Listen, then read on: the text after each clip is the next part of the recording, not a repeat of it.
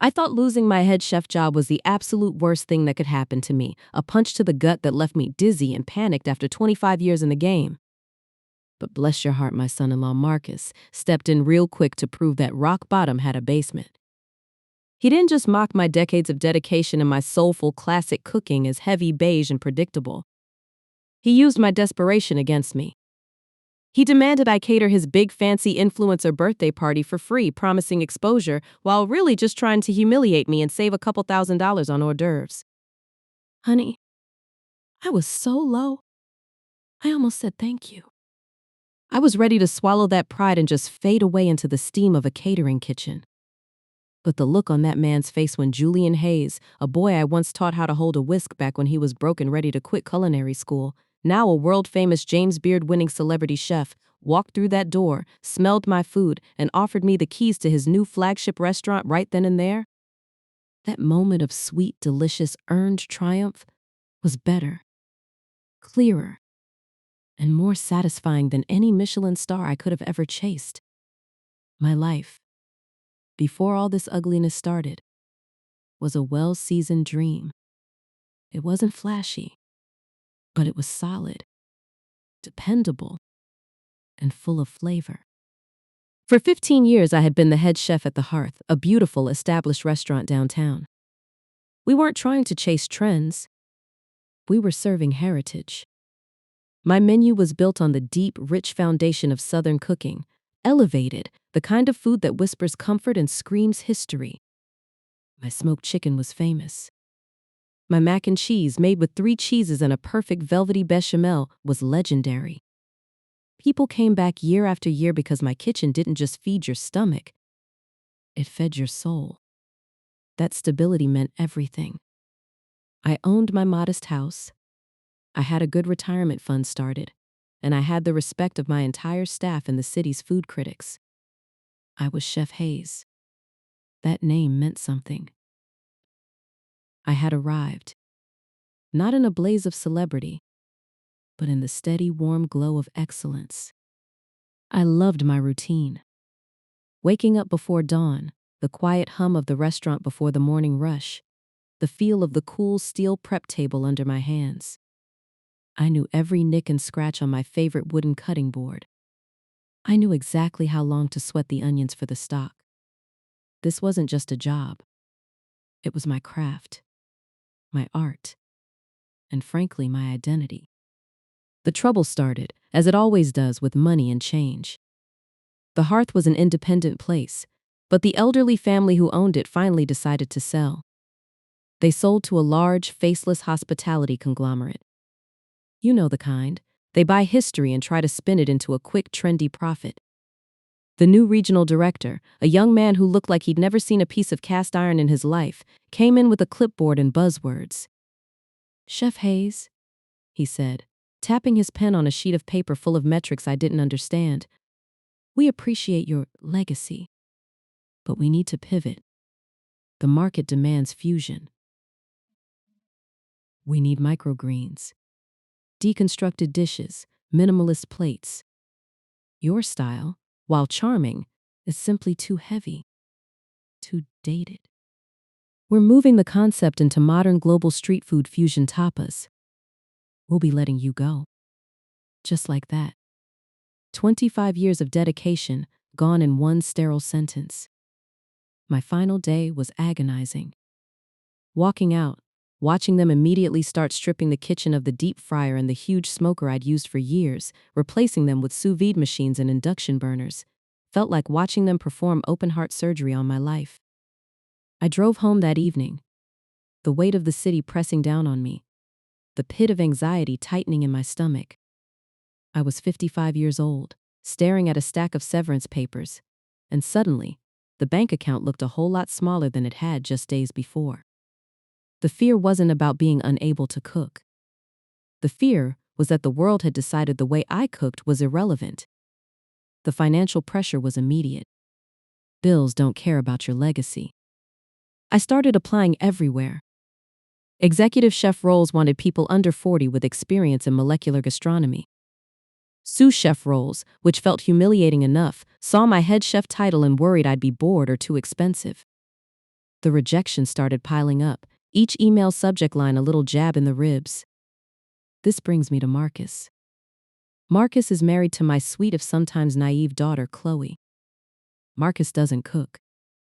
He curates. He is a luxury food and lifestyle influencer, which means he mostly takes highly filtered photos of expensive things other people made and writes captions about the vibe. He makes a decent living, but it's built on puff and fleeting trends. He considers himself the absolute authority on what's in and what's out, and since I represented the in of 1995, I was definitely out. Marcus had always treated me with a condescending politeness, but once I was fired, the mask came off entirely. He started referring to my former restaurant as that lovely little southern place that closed down, as if my departure was proof of my own obsolescence. Every time I was over for Sunday dinner, he'd analyze my pot roast as if he were a wine critic evaluating a $2 bottle of Plunk. Mama Hayes, he'd sigh. This is nice. Very rustic. But you see, the modern palate demands brightness, acidity. Where is the fermented chili aioli? Where is the foam? You need to lean into the concept of texture contrast more. This is just soft. My pot roast was perfectly braised, but I just smiled and nodded because I was too tired and too worried about my mortgage to fight a battle with a man whose greatest culinary achievement was successfully filming a TikTok about an avocado toast garnish. Now this is the part where I need to tell you about Julian. Because honey, the Lord works in ways that make the past bless your future, and if I hadn't invested in Julian, Marcus would have crushed me entirely.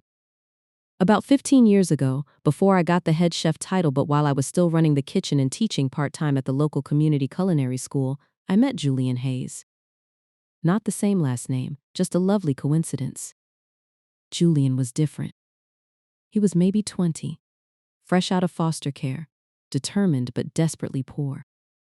He had raw talent, a palate that was almost scary in its accuracy, but he was clumsy, nervous, and constantly distracted by worry. He was the kind of student who showed up for class hungry because he spent his last pennies on bus fare. One semester, Julian came to me in tears. He had done the work, aced the practicals, but he couldn't afford the tuition installment that was due. The school was ready to drop him. Chef Hayes, he whispered, his eyes red and swollen, I don't have it. I don't know what I'm going to do. This is my only shot. Now I wasn't rich. I was saving. Carefully. But I looked at that young man, saw the hunger in his soul, the fire in his eyes when he talked about food, and I knew I couldn't let that flame be extinguished by a few $100s. I remember walking with him to the bursar's office. I pulled out my checkbook and paid his tuition for that semester, no questions asked. I told him he could pay me back when he was rich and famous. He tried to argue, tried to promise, but I just shushed him. You don't owe me money, Julian, I said, putting my hand on his shoulder. You owe the kitchen. You owe the people who need good food. Now go back to work. That was the practical seed. But there was a professional seed too. Julian was struggling with foundational French techniques, specifically the bechamel and the roux. He could make a sauce, sure, but it was always slightly grainy, slightly bitter. He was rushing it. One afternoon I kept him late. I didn't teach him the textbook method. I taught him my grandmother's method. Listen, Julian, I told him, stirring a heavy pot of butter and flour low and slow, the nutty scent already filling the air. The difference between a good roux and a magnificent soul-satisfying roux isn't heat or speed. It's patience. It's time. It's knowing that every single grain of flour has to be respected, coaxed, not rushed. You use the heavy-bottomed pot, you keep the heat barely there, and you stir until your arm cramps, until the color is exactly the shade of a pecan shell.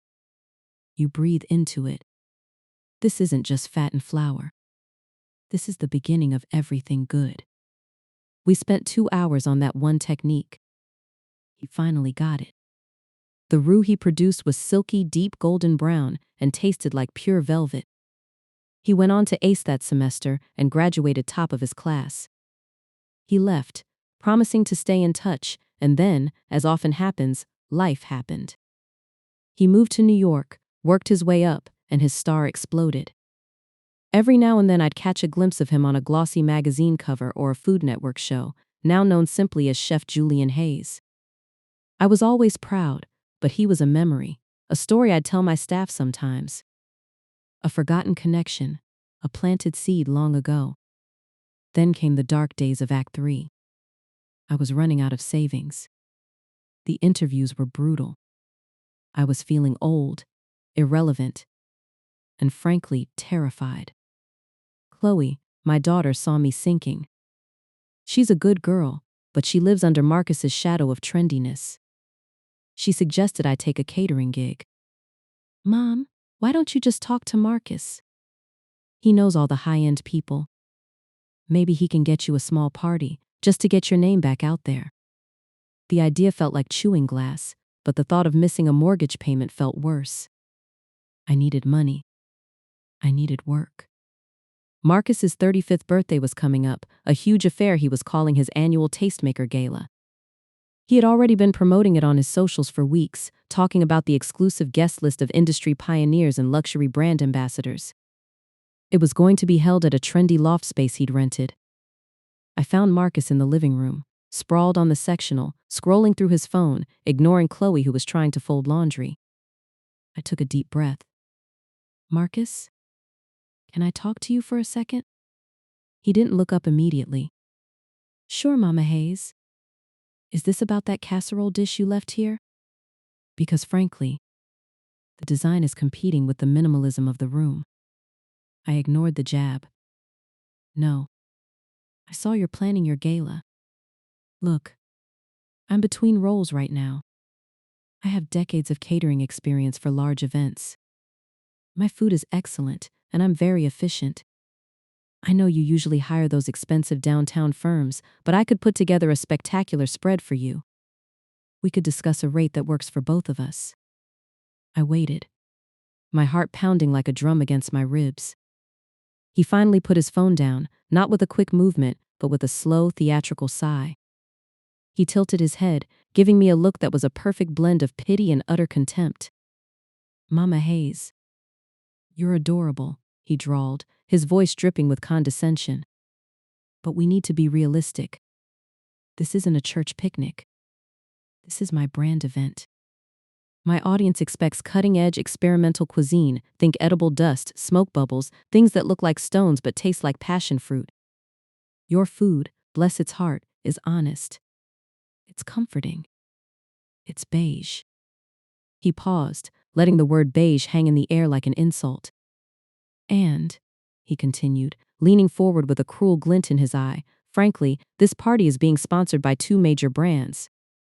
The aesthetics of the catering need to align with luxury, not nostalgia. My cheeks burned.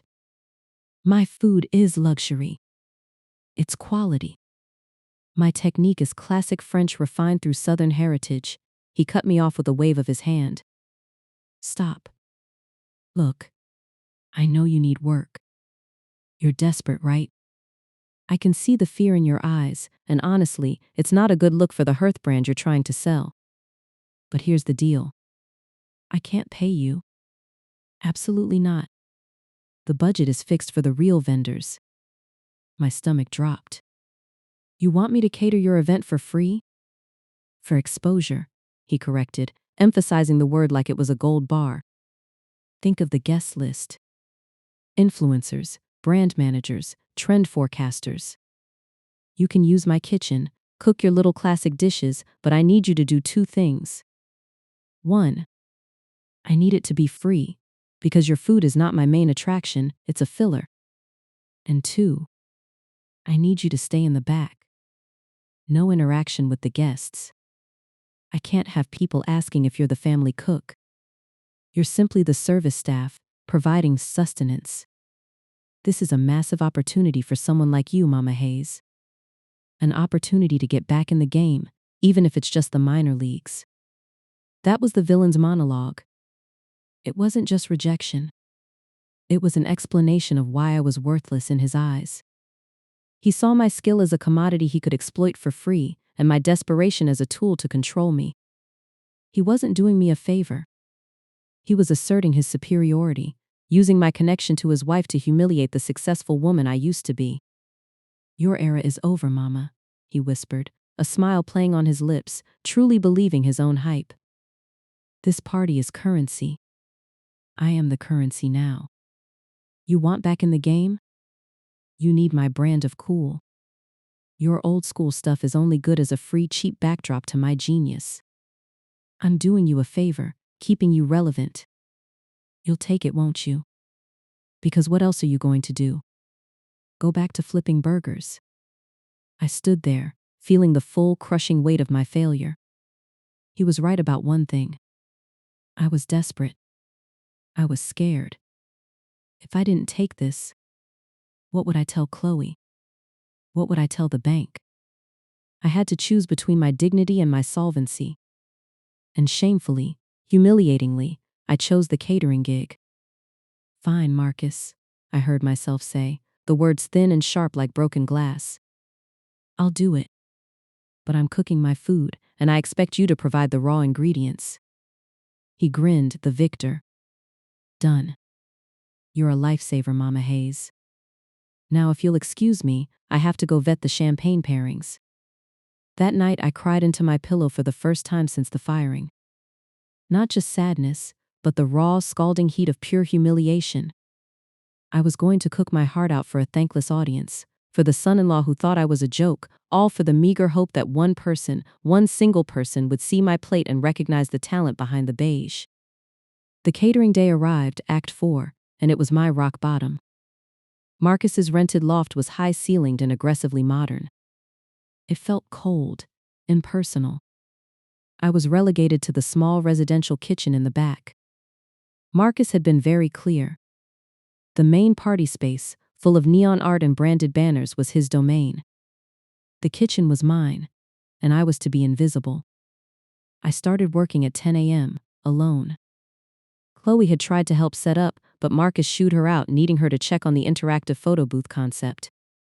So it was just me, the clatter of my own pans, and the constant thumping of some Eurohouse music Marcus was testing for the mood. The menu I planned was compact but demanding. My famous smoked chicken sliders with a house-made apricot glaze, mini cast-iron skillets of the 3-cheese mac and cheese, perfectly seasoned collard green rolls with a spicy pepper vinegar dip, and tiny sweet potato tarts. Every dish was a testament to patience, technique, and flavor. As I started to work, muscle memory took over. My hands moved with the practiced grace of a master artisan. The rhythmic chopping of the onions, the sizzle of the butter, the complex layering of spices, it was meditative. For a few hours the anxiety faded, replaced by the familiar satisfaction of creation. I was focused on the mac and cheese, meticulously folding the silky sauce into the perfectly al dente pasta, when the wave of utter despair hit me. I looked at the beautiful food I was creating, food that deserved to be served in a dignified setting, charged at a premium, celebrated by critics, and realized it was going to be consumed by people who cared more about the lighting of their selfies than the heart in the plate. I was using my most sacred skill to serve my greatest tormentor, for free. The humiliation was a physical ache in my chest. I almost threw my apron on the floor and walked out, but the vision of that late payment notice held me captive. I was trapped. Around 6 p.m., Marcus sashayed into the kitchen, smelling strongly of cologne and entitlement. He looked like he'd been styled within an inch of his life. "How we lookin', Mama Hayes?" he said, not actually looking at the food but at his reflection in the microwave door. "The food is ready to hold," I said flatly, wiping my hands on my apron. "The chicken is perfect." He finally glanced at the mac and cheese, now resting in a gleaming stainless steel warming tray. Mac and cheese. Fine," he said dismissively, "but the presentation, it's just not reading modern. We need to elevate the visual story." He then did something truly insulting. He picked up one of my elegant, heavy silver serving platters, a piece I'd brought from home, and exchanged it for a stack of cheap, white plastic trays. "We'll use these," he decided. "They feel more street food pop-up. The silver looks too church basement." Also, the chicken sliders are too big. We need to shrink them and hide those collard rolls. They look like dark, heavy sponges. This crowd is here for light, fun bites, not a Thanksgiving dinner. He was actively trying to sabotage the presentation to make my food look cheap and disposable. My pride snapped. Marcus, you hired me to cook. This is how quality food is presented, I said, my voice dangerously low. You didn't hire you, Mama Hayes. I let you volunteer. Now, the aesthetic is mine. Keep working. And remember, no talking to guests, okay? Just drop the food at the serving station and disappear. He gave me a patronizing pat on the arm and turned to leave. I stood there, trembling with quiet rage. I stared at the plastic tray he'd left, feeling like I was about to burst into tears or smash every dish in the kitchen. This was the lowest point. I was a respected head chef, reduced to a kitchen ghost, prepping food designed to be ignored by a man who actively hated my success. Suddenly, just as the first wave of loud, self-important guests started rolling into the loft, filling the main room with the sound of forced laughter and champagne corks, Marcus's young, flustered assistant, Brent, came running into the kitchen, phone pressed to his ear, eyes wide with panic. Marcus! Marcus! You won't believe it. The guest list just updated. It's Julian Hayes. Celebrity chef Julian Hayes. He was in town for a conference and his manager messaged that he saw your tag about the Tastemaker Gala and is dropping by for 10 minutes. Marcus froze mid-sip of the craft cocktail he was holding. His face went from smug influencer to terrified fanboy in an instant. Julian Hayes was on a level Marcus could only dream of reaching. Julian wasn't just a trend. He was an establishment. An artist. A legend in the actual culinary world, not the comment section. Julian Hayes? Why? No. My PR firm didn't book him. This changes everything. Brent, quick. Get the expensive glassware out. Tidy up the photo booth. And Marcus looked at my mac and cheese, suddenly seeing its golden, comforting richness not as beige but as a potential disaster next to Julian's ultra-modern cuisine. Brent, tell the staff to hide Mama Hayes' food until he leaves. We need to push the little molecular spheroids first.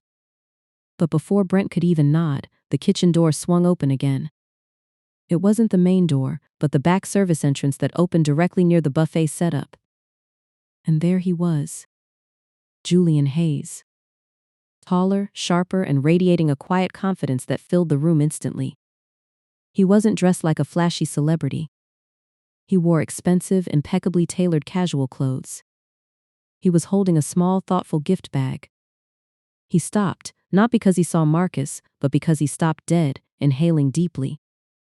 His eyes scanned the room, bypassing Marcus who was trying desperately to step forward and introduce himself. Julian looked past the stainless steel, past the plastic trays, past the frantic staff, and focused on the massive warming tray right there on the counter. He walked past Marcus like he was furniture. Julian went straight to the counter, lifted the lid of the mac and cheese and took another long, slow inhale. It was that moment, right there, that the seed I planted 15 years ago finally sprouted. Oh, Julian whispered, his voice resonating with genuine emotion, cutting through the party noise outside. Oh, no way. That's impossible. Marcus, recovering his shock, rushed over, practically vibrating with excitement. Chef Hayes! Julian! Welcome! Marcus Sterling, the host. I'm so honored you dropped by. Don't worry about that, that's just the catering staff's placeholder food. We have the real experimental stuff coming out. Julian didn't even look at Marcus. He reached into the tray and, disregarding the small plastic spoon, used his finger to scoop up a tiny bit of the sauce. He brought it to his lips. He closed his eyes. When he opened them, they were focused entirely on me. I was standing near the sink, my heart hammering in my chest, a smudge of flour on my cheek, wearing the humiliating borrowed catering apron. I was just the invisible kitchen help. Julian's face softened instantly, all the celebrity polish dropping away. He looked at me, truly saw me, the head chef he once knew. Hayes, he asked, using my old respected title. Chef Hayes. Is that really you? Mrs. Hayes. What are you doing back here? Tears welled in my eyes. The sound of that title, Chef Hayes, after weeks of being called Mama Hayes and the family cook, hit me with the force of an emotional wave. Julian. I managed, my voice thick with emotion. I'm catering. For the family. Julian looked confused, then deeply concerned. He looked from me, standing in the shadows, to Marcus, who was now sweating profusely. Wait a minute, Julian said, his voice hardening slightly. I smell that roux. I'd recognize that nutty scent anywhere. It has that depth, that absolute velvet texture. It's perfect. It's rich, but not heavy. I spent a year chasing that flavor profile after culinary school, and I finally realized it was all in the low heat and the slow commitment. He turned back to Marcus, who was frantically trying to interject. Marcus, Julian asked, polite but firm, is this food yours? Well, no, chef. It's traditional fare, done by my mother-in-law, for free exposure, actually. It's part of the general ambiance, but my main focus is the deconstructed quiet, Julian said, a simple command that silenced the frantic blogger completely. Julian walked over to me, took my flour-dusted hands in his, and squeezed them gently. Chef Hayes, he said, his eyes locking onto mine. Do you remember 15 years ago? When I almost walked out because I couldn't pay the tuition? And you wrote that check?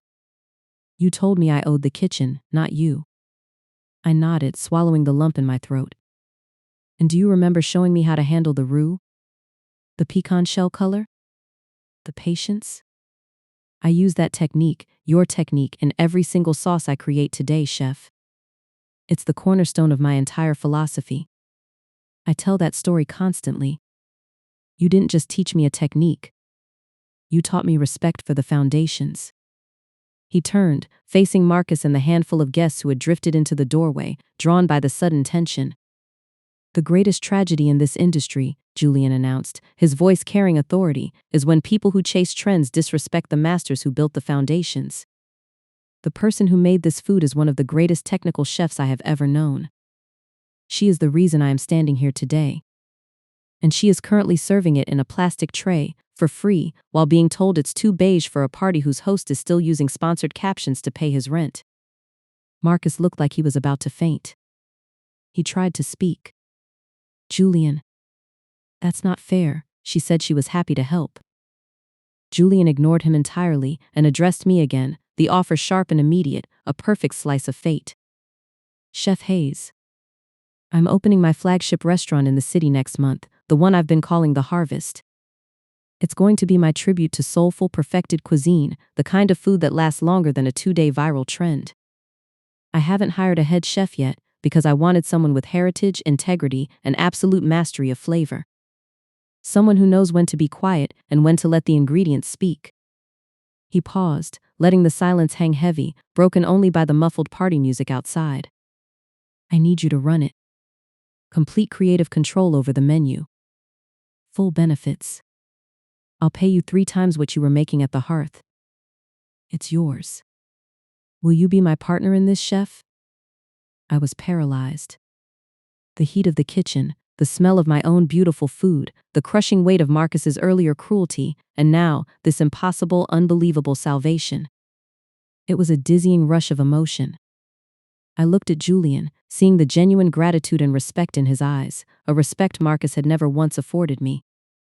I looked at the plastic tray Marcus had forced me to use.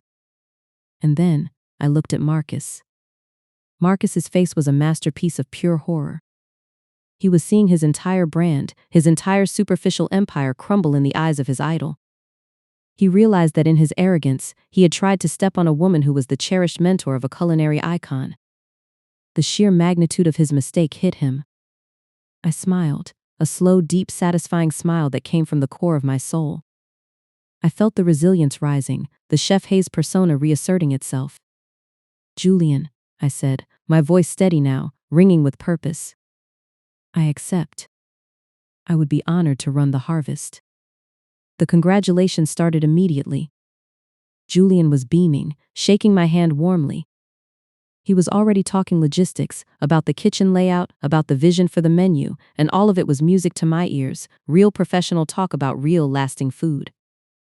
Then came Act 5. The confrontation of consequences. I gently disengaged from Julian, who was still praising my mac and cheese. I walked over to Marcus, who was leaning against the counter, pale and speechless. Chloe had just entered the kitchen, drawn by the commotion, her eyes wide with confused shock.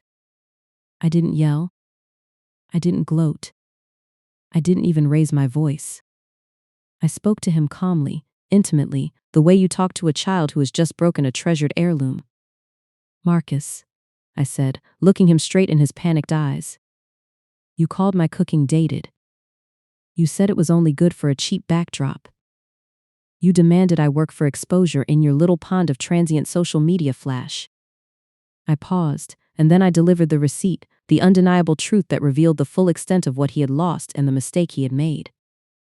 Julian says my food is timeless. He says it's the foundation of his multi-million-dollar empire. You wanted me to work for free to reach your 50,000 followers. Julian is giving me a multi-million-dollar restaurant and telling me I have full creative control, trusting me to feed millions for years to come.